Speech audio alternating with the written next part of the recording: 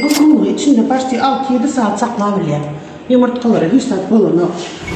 Şimdi şu an ilk kahvaltımızı işlettik, suyunu koyduk. Buna yumurtaları işlesin, nasip olsa çoraplısı olsun. Sağ ol.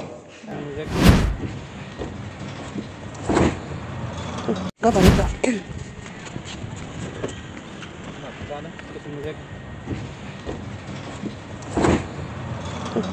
On yaşıncı iyul 2025 yıl yine Şulova 20 ekin. Yine hürmetli arkadaşlar, adresimize de yetip geldik. İşte hazır inkubatorumuzu görkezeriz. Diklav alsanız ama olur da. Diklav koy.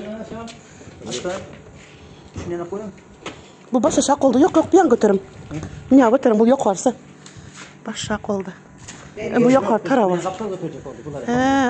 Bolun. Ay olarsa.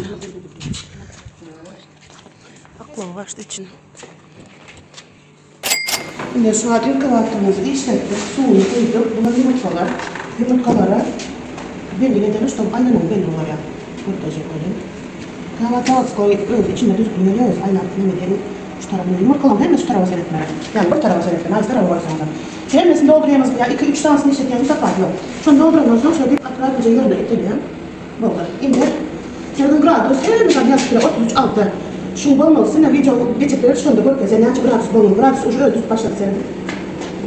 Günlüğü bol, günlüğü saniye gradusundan hem de zaten sana arttırıyor şu. Bularcınız, eğer şu kızgınlık yukarı götürüverseniz, su azaldı dedik şu. Şimdi var ha. Şimdi ben de işte yumurtkan aylandım. Nece mesela her 2 saatte yumurtkan aylanmama. Şu saatte bir toptan her 2 saatten özü aylak başlayın. Şunlar hareket ettir. Şunlar aylak başlayın. Yiyeceğim basan aylak başlayın.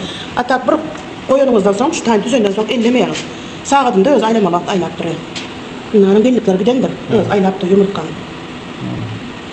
Yine bir zat var. Şunu mesela şunların bir ütkaşıklığı var. Kızgınlığı içinde başta 6-7 saat saklayabiliyor. Yumurtaları 100 saat bulunu. Ya 6-7 saat yapıp durup biledir. Hava yapıp dursa çok bilerek bunun aşağıya.